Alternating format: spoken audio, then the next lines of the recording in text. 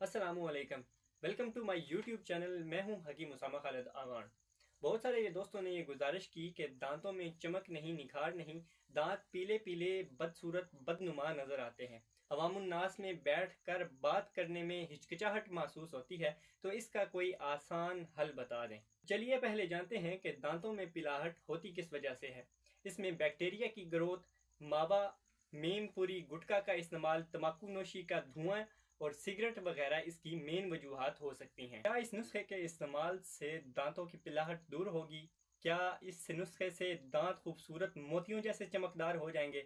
तो जी हाँ व्यूवर, इस नुस्खे के इस्तेमाल से आपके दांत खूबसूरत और चमकदार हो जाएंगे और अच्छी अच्छी स्माइल देकर आपके घर रिश्ते आना स्टार्ट हो जाएंगे। नुस्खे की तरफ बढ़ने से पहले अगर आप चैनल पर नए हैं तो चैनल को सब्सक्राइब करें, वीडियो को लाइक करें और दोस्तों से शेयर करना ना भूलिए ताकि आपकी वजह से दूसरों का फायदा हो सके। व्यूवर्स, आज की रेमेडी बहुत आसान है, घर बैठे बैठे आप इसे तैयार कर सकते हैं। ये सिंपली दो अज्जा पर मुश्तमिल है। एक घर में इस्तेमाल होने वाला नमक और दूसरी चीज़ जो है वो सोडा बाइकार यानी मीठा सोडा है।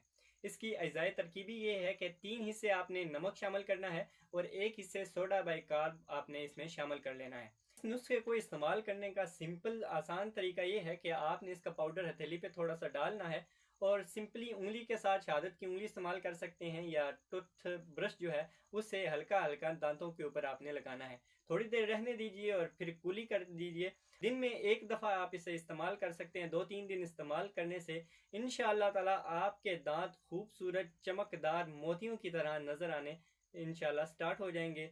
अगर आपको कोई मसला दरपेश है तो आप कमेंट कर सकते हैं या हमारे दिए गए व्हाट्सएप नंबर पर हमसे रब्ता कर सकते हैं। वीडियो देखने का शुक्रिया। मिलते हैं नेक्स्ट वीडियो में। अल्लाह हाफिज़।